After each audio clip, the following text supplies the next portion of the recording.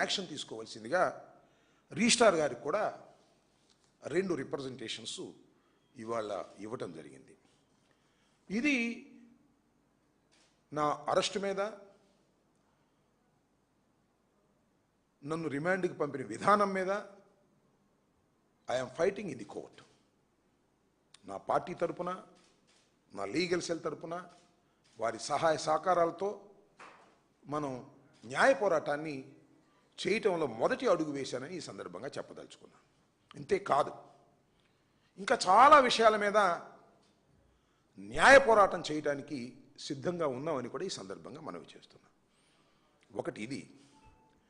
రెండవది ఏంటంటే, మీ అందరికీ తెలుసు, ఇంతకుముందు అందరూ ఈ నేపథ్యం అంతా తెలుసు, అందరికీ తెలుసు, కొట్టిన పిండి అయిపోయింది. చాలామంది పెద్దలు కూడా చెప్పారు, నేను చంద్రబాబు నాయుడు గారిని తిట్టానని నా మీద కేసు పెట్టారు. కేసు పెట్టి రిమాండ్కి పంపించారు పోలీసు వారు. మీ అందరూ చూశారు, రాష్ట్ర ప్రజలు చూశారు, మీడియాలో ప్రత్యక్ష ప్రసారం జరిగింది. నా ఇంటి ముందు నా కార్లు, నా ఇల్లు ధ్వంసం చేశారు. 307 దాకా వెళ్ళారు, విధ్వంసం చేశారు. వాళ్ళందరికీ ఈ ప్రభుత్వం ఆ రోజు ఉదయమే నన్ను పోలీసు లాకప్లో పెట్టంగానే ఆ రోజు ఉదయమే బెయిల్ ఇచ్చి పంపిస్తారు. Simply the station bail has granted. నా ఇల్లు ధ్వంసం చేసిన వాళ్ళు, నన్ను చంపడానికి ప్రయత్నం చేసిన వాళ్ళు, నా కారును దహనం చేసిన వాళ్ళు, నా ఇంటికి నిప్పండించిన వాళ్ళు సింపుల్గా వెళ్ళిపోయారు అంతే. ఇది చట్టం ఇవాళ రాష్ట్రంలో. దీన్ని వదిలేస్తేలాగా ఇవాళ నాకు జరిగింది, రేపు మరొక జరిగింది.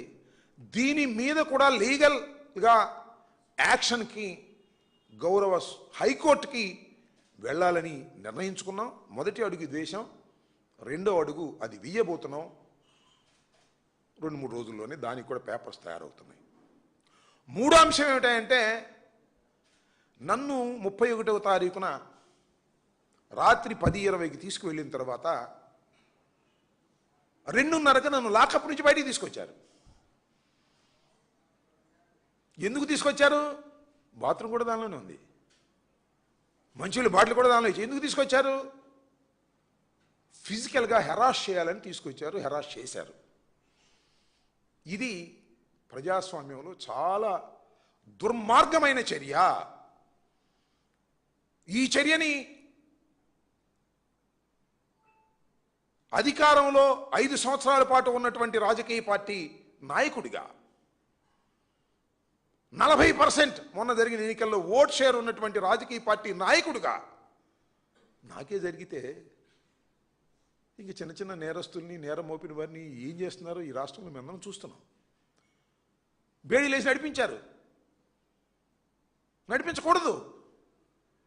నన్ను లాకప్లో వేయచ్చు, తప్పలేదు, వేసుకోండి, ఉన్నా లాకప్లో. నన్ను కొట్టడానికి ప్రయత్నం చేశారు, నా కాళ్ళు చీల్చి హింసించడానికి ప్రయత్నం చేశారు. ఇది ఇమీడియట్గా ద డే నన్ను ఎప్పుడైతే కోర్టులో ప్రొడ్యూస్ చేశారో రాత్రి 8:30-9 గంటలకి గౌరవ మ్యాజిస్ట్రేట్ గారికి నేను ఈ విషయాలు చెప్పి రికార్డ్ చేయించడం జరిగింది. దాని మీద కూడా, కస్టోడియల్ టార్చర్ మీద కూడా న్యాయ పోరాటం చేయబోతున్నాము. ఒక్కటొక్కటిగా మొన్న జరిగినటువంటి ఇన్సిడెంట్ ఉందే, 31వ తారీఖు రాత్రి జరిగినటువంటి ఇన్సిడెంట్, అది నాకు జరగవచ్చు, రేపు మరొకరికి జరగవచ్చు.